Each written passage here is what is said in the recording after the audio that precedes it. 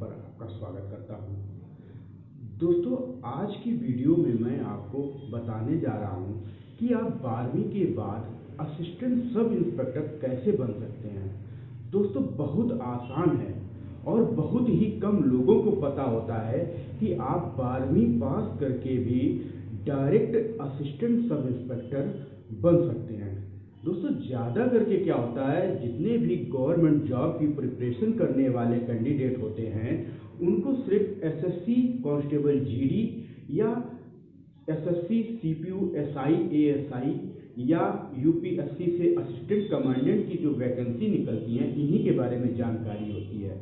लेकिन बहुत कम ही स्टूडेंट होते हैं या कह लें अभ्यर्थी होते हैं जो गवर्नमेंट जॉब की प्रिपरेशन कर रहे होते हैं जिनको ये पता हो कि आप एक ऐसा कोर्स होता है जिसको करने के बाद और उसमें कुछ थोड़ी मेहनत करने के बाद एक स्पीड प्राप्त कर लेने से आप डायरेक्ट असिस्टेंट सब इंस्पेक्टर बन सकते हैं। और दोस्तों, ये जो पद होता है जिसकी मैं बात करने जा रहा हूँ आज के वीडियो में, जिस कोर्स के बारे में जानकारी देने जा रहा हूँ, इस कोर्स से जब आपका असिस्टेंट सब इंस्पेक्टर पद पर सिलेक्शन होता है, दोस्तों ये पद असिस्टेंट सब इंस्पेक्टर का जरूर होता है, लेकिन इतना रुतबेदार पद होता है कि जब आप इस पद पे पहुंचेंगे आफ्टर सिलेक्शन तो आपको इस चीज का, इस बात का एहसास होगा कि आप किस पद पर आए हैं। दोस्तों, बहुत ही रुतबेदार पद होता है।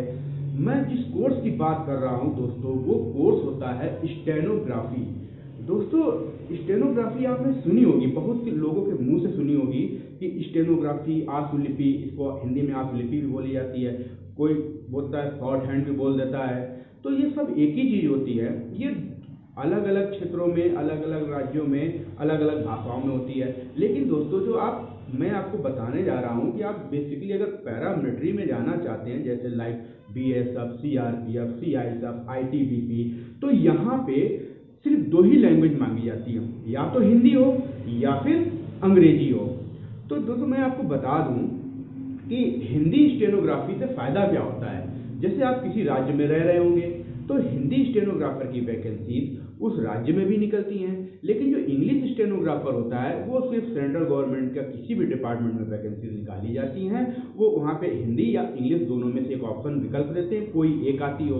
तो मैं आपको यहाँ सजेस्ट करूँगा, अगर आप स्टेनोग्राफी कोर्स करने के बारे में इस वीडियो को देखने के बाद अपनी राय बनाते हैं कि मैं भी स्टेनोग्राफी सीखना चाहूँगा, तो आप मेरी समझ से, अगर आप उत्तर भारत के राज्यों में रहने वाले हैं और आपकी इंग्लिश में पकड़ नहीं है, तो आप हिंदी ही स्टेनोग्राफी कोर्स करें। इसके आपको बेनिफिट्स मिलेंगे, वो आगे मैं चल के किसी वीडियो में बताऊंगा हिंदी स्टेनोग्राफी के क्या बेनिफिट्स होते हैं कंपेयर इंग्लिश स्टेनोग्राफी के।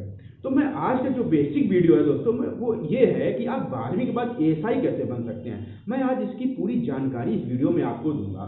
देखिए, स्टेनोग्राफी जो कोर्स होता है, एक बेसिक कोर्स करने के बाद इसमें आपको कुछ स्पीड प्राप्त करनी होती है।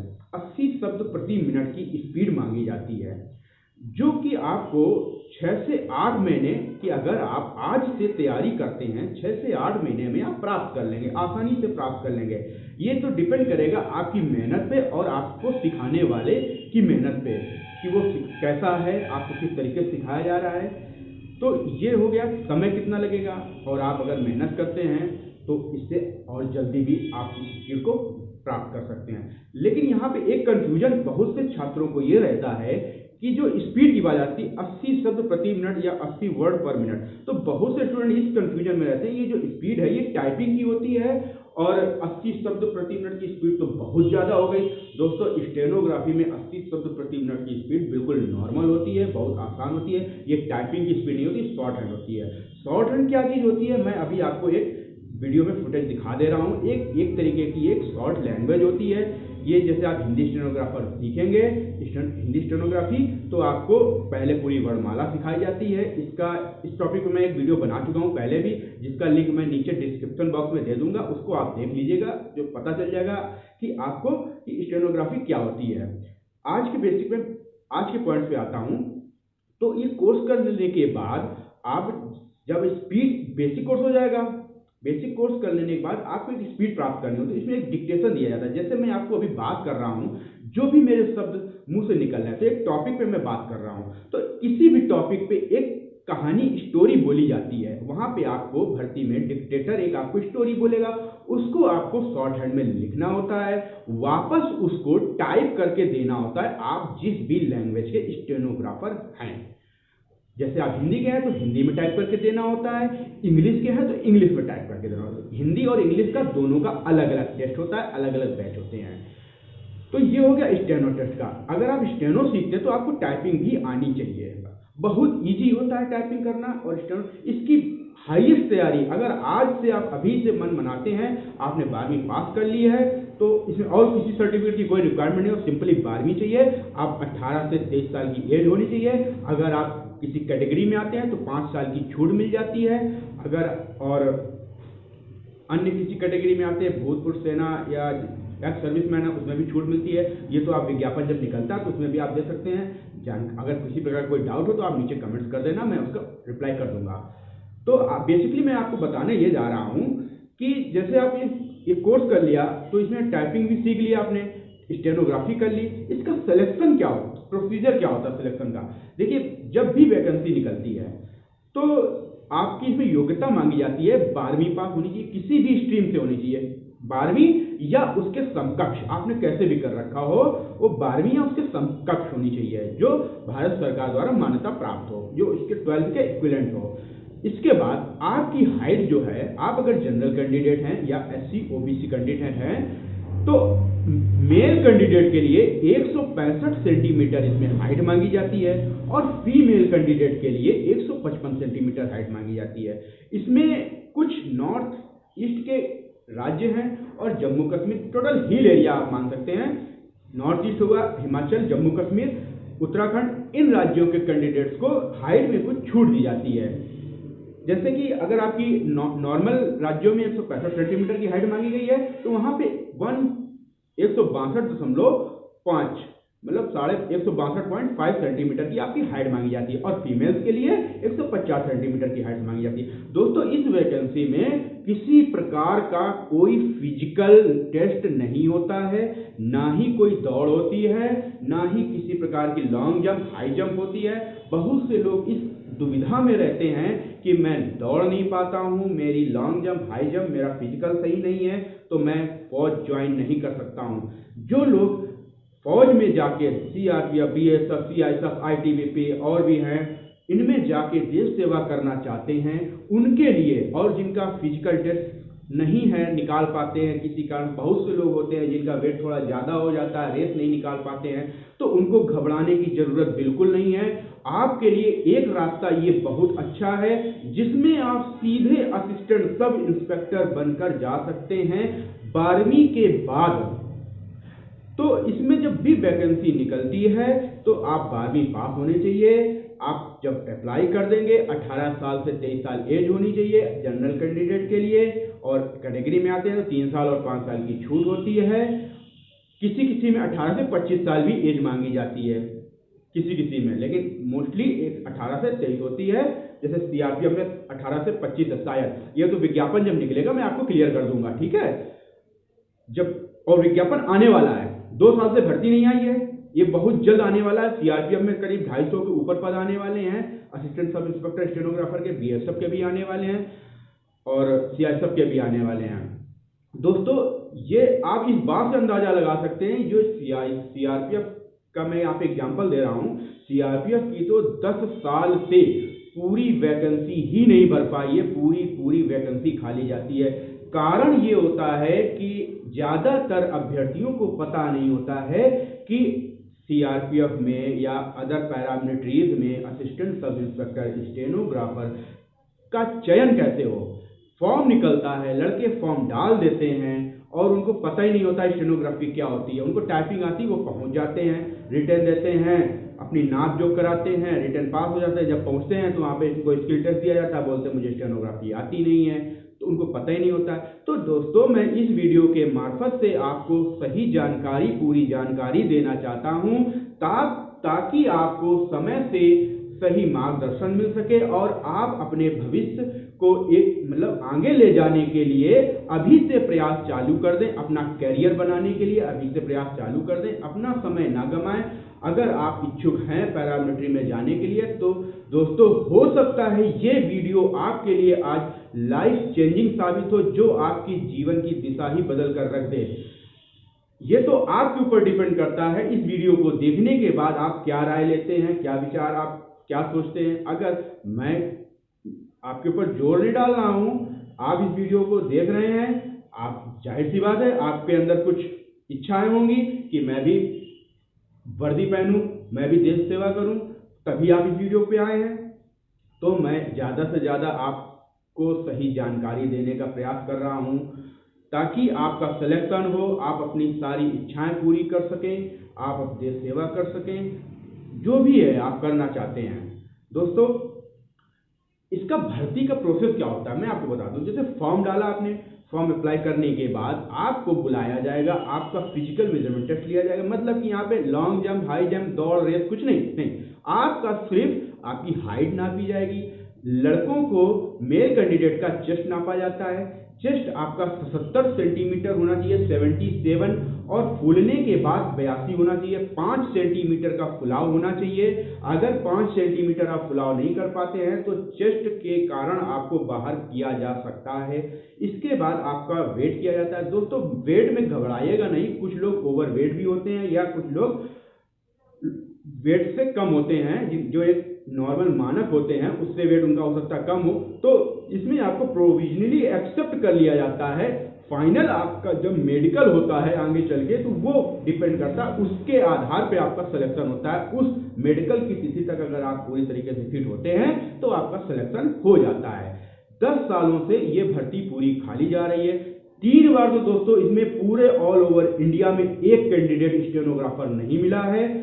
पिछली जो 2017 में वैकेंसी आई थी इसमें 94 कैंडिडेट पूरे इंडिया में, पूरे भारत में 94 कैंडिडेट, केवल 94 कैंडिडेट्स मिले थे। इसके बाद पूरी वैकेंसी जो बची थी वो खाली चली गई थी। उसके बाद दोस्तों कोई वैकेंसी नहीं आई। दोबारा वैकेंसी आने वाली है, बहुत जल्द, हो सकता है 1 या 2 महीने, और या हो सकता है इसी महीने आ जाए, आने वाली है, ये मुझे पता है। क्योंकि दोस्तों मैं रहा हूँ इस डिपार्टमेंट में 6 से 7 साल मैंने वहाँ सर्विस की है, तो कुछ दोस्त लोग हैं उनसे जानकारी लेता रहता हूँ, तो इसलिए मैं आपको बता दूँ ताकि आप समय से तैयारी कर लें। तैयारी करने के साथ ही एक रणनीति बना लें कि आपको कितना समय देना। देखिए दोस्तों, अगर आप किसी भी लक्ष्य को, जीवन में किसी भी लक्ष्य को हासिल करना चाहते हैं तो सबसे पहले आपको अपना लक्ष्य पता होना चाहिए कि हमें कौन सा लक्ष्य प्राप्त करना है। लक्ष्य जब क्लियर होता है तो उस लक्ष्य को प्राप्त करने के लिए आपको रणनीति बनानी होती है कि किस तरीके से इस लक्ष्य पे मुझे पहुंचना है। रणनीति बना ली तो अब आपको सही गाइडेंस की जरूरत होती है। फिर इसके बाद जरूरत होती है कि आप उस लक्ष्य के लिए कितना अपने आप को सुपुर्द करते हैं, कितना समर्पित करते हैं, और आप उस लक्ष्य को प्राप्त करने के लिए कितनी क्या कर सकते हैं। ये आपको अपने अंदर सोचना होता है, खुद से पूछने होते हैं क्वेश्चन, और इसके बाद लग जाना होता है। प्रतिदिन पर डे उस लक्ष्य के लिए कुछ ना कुछ पाने के लिए कुछ ना कुछ करना होता है, तभी आप उस लक्ष्य के लिए निरंतर बढ़ते जाएंगे। जब दोस्तों आप अपने लक्ष्य की ओर एक कदम बढ़ाते हैं तो वो लक्ष्य, ईश्वर आपकी मदद करता है और आपको उस लक्ष्य को, आपको नहीं पता होता, वो लक्ष्य आपकी ओर, अगर आप 1 कदम बढ़ाते हैं तो आपकी ओर 9 कदम बढ़ाता है। लेकिन कुछ लोग होते हैं सिर्फ ख्वाब तो देखते रहते हैं बैठे हुए कि मुझे ये करना है, मुझे वो करना है, लेकिन वो स्टार्ट कुछ नहीं कर पाते हैं। सोचते रहते हैं कि मुझे तैयारी करनी है, अरे अभी वैकेंसी कहाँ आ रही है, वैकेंसी आएगी तो तैयारी कर लूंगा। तो आप किस गलतफहमी में भाई रहते हैं। आप जब जाएंगे किसी भी एग्जाम में देने तो वहां पे लाखों की, हजारों की भीड़ होती है। भीड़ में आप कौन अपनी गणना किन लोगों में करना चाहते हैं, जिनका नाम उस सिलेक्शन की लिस्ट में आता है, या जो पहले राउंड से ही 9-2-11 बाहर भगा दिए जाते हैं, घर भेज दिए जाते हैं वापस, उनमें आप हैं। आप अपने से विचार करें, अगर आप उनमें से हैं जिनका नाम पहली बार में या सिलेक्शन लिस्ट में आएगा, आप अगर खुद को उनमें से मानते हैं तो दोस्तों आज से, अभी से अपनी जीवन को एक लक्ष्य दें और उस लक्ष्य के लिए अपना कदम बढ़ाएं, अभी से प्रयास करने चालू कर दें। आप जितना अपने लक्ष्य के लिए समर्पित रहेंगे उतनी ही जल्दी से, उतनी ही आसानी से आपको आपका लक्ष्य मिलेगा।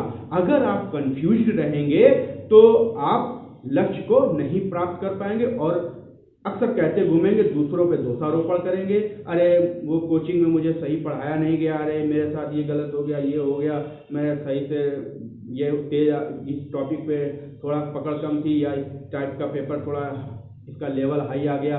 तरह तरीके के बहाने आप खोजेंगे खुद को समझाने के लिए। आप विचार करें, आप जिस पद के लिए भी जाएंगे, अगर आप ऐसा करते हैं और आप बाहर हो जाते हैं तो क्या उस पद में किसी का सिलेक्शन नहीं हुआ? हुआ, जरूर हुआ होगा। वैकेंसी गई, भरी गई, 10-20 जो भी पद भरे गए, तो वो कौन से लोग थे जिनका सिलेक्शन हुआ? ये वो लोग होते हैं जो अपने लक्ष्य को अपनी आंखों में अपने अंदर घोल के पी जाते हैं। इनको सोते जागते उठते बैठते कुछ नहीं दिखता, इनको सिर्फ अपना लक्ष्य दिखता है, सिर्फ और सिर्फ अपना लक्ष्य। कुछ लोग होते हैं सिर्फ सपने देख लेते हैं, सपने खूब देखते हैं, लेकिन करना कुछ नहीं चाहते।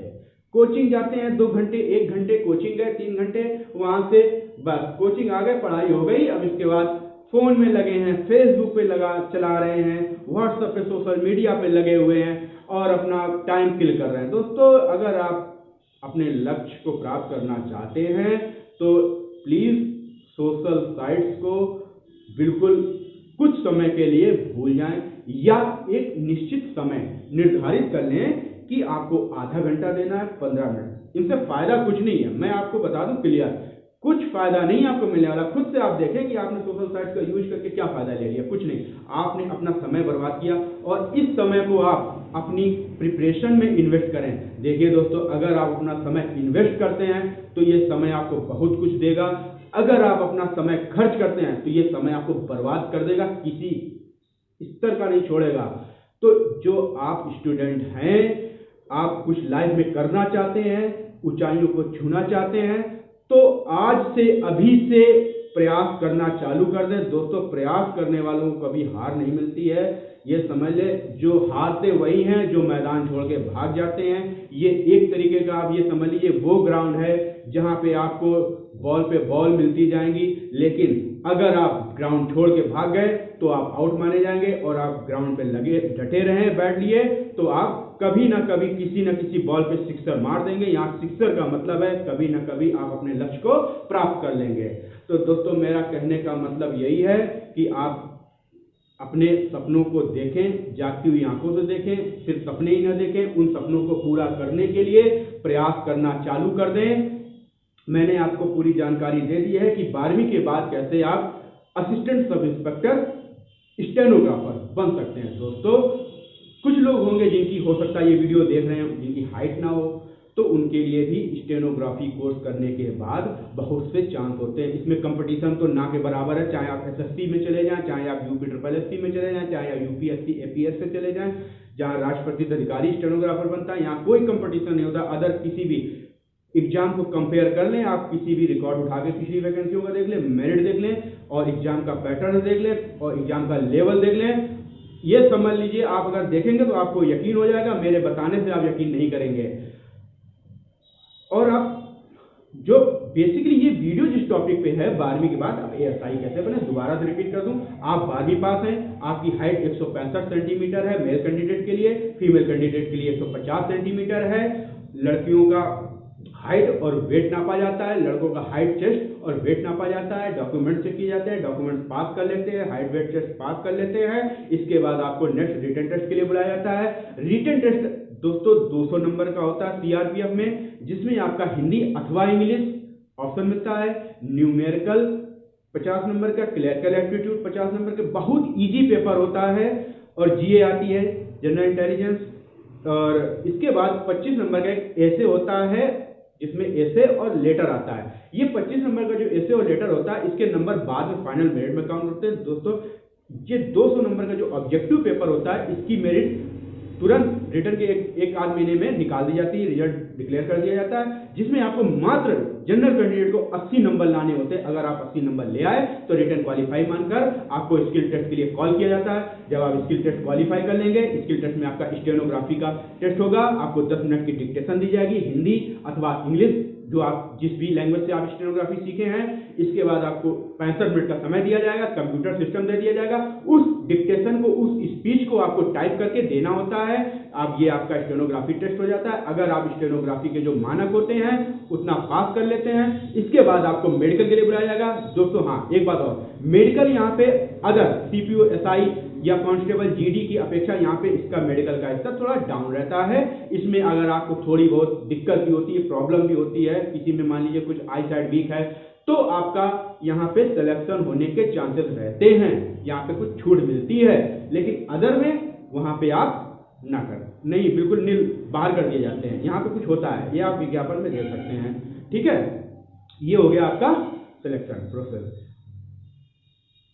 तैयारी कैसे करें? आप मार्केट में जाएं, assistant sub inspector CRPF stenographer की बुक बोल के आप देख सकते हैं, आपको उससे अंदाजा लग जाएगा क्या क्या पढ़ना है। आपको बुक ले लें, उससे आपको अंदाजा लगा लें किस किस टॉपिक पे, या सेपरेट एक बुक ले लें जो प्रीवियस क्वेश्चन पेपर होंगे, इससे आपको अंदाजा लग जाएगा।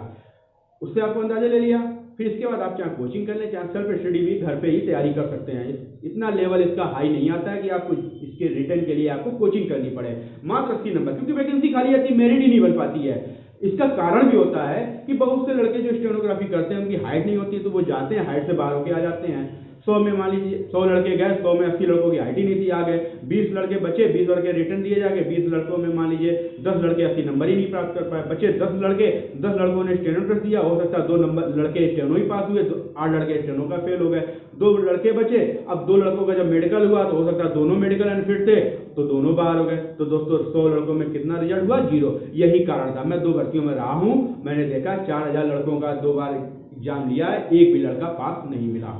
कारण होता है समय पे तैयारी नहीं करते हैं, वैकेंसी आती है स्टेनोग्राफर की, फॉर्म डाल देते हैं, रिटर्न के ऊपर पूरा फोकस करते हैं, लेकिन जो मेन स्किल होती है, जिस स्किल का वो पद है, उसकी तो तैयारी करते हैं कब? जब रिटर्न का रिजल्ट आ जाता है। ये बहुत बड़ी गलत फहमी में रहते हैं। आप जिस पद के लिए भी, मैं स्टेनोग्राफर की बात नहीं कर रहा हूं, आप जिस पद की भी तैयारी कर रहे हैं दोस्तों, तो उसका पूरा नोटिफिकेशन पढ़ें। उस नोटिफिकेशन में जो भी सब्जेक्ट या सिलेबस दिया गया है और एग्जाम की जो चयन प्रक्रिया, भर्ती की प्रोसेस दिया गया, कितने चरण होंगे, क्या क्या होगा, उसको पूरी जानकारी आप रखें। इससे क्या हो जाता है, आपकी मेहनत बेकार नहीं जाती है। जैसे कि इसी में मैं आपको बता दूं, अब लड़के रिटर्न पे फोकस करते हैं, इसके रिटर्न निकल जाता है, जाते हैं स्टेनो कब सीखने आते हैं? कब सीखते हैं? जब रिटर्न पास हो जाते हैं। तो दोस्तों 1 महीने का समय होता है, 1 महीने में कोई स्टेनोग्राफर आपको नहीं बना सकता है, कम से कम 6 से 8 महीने का समय लगता है। तो ठीक, ये आपको मैंने पूरी जानकारी दे दी। फिर भी आपको किसी भी प्रकार का डाउट हो तो आप नीचे कमेंट कर सकते हैं, नीचे मेरा मोबाइल नंबर दिया गया है, आप फोन कर सकते हैं। बस दोस्तों एक रिक्वेस्ट है कि फोन आप 11 से 5 के बीच में ही कीजिएगा, रात में या मॉर्निंग में, अर्ली मॉर्निंग फोन मत कीजिएगा, मैं जवाब नहीं दे पाऊंगा। इस टाइम आप जो मैंने टाइम बताया, इस टाइम अगर आप फोन करते हैं तो मैं आपको पूरी जानकारी दूंगा, आपके सारे डाउट्स क्लियर कर दूंगा। और अगर आप स्टेनोग्राफी करना चाहते हैं तो भी आप मुझसे संपर्क कर सकते हैं।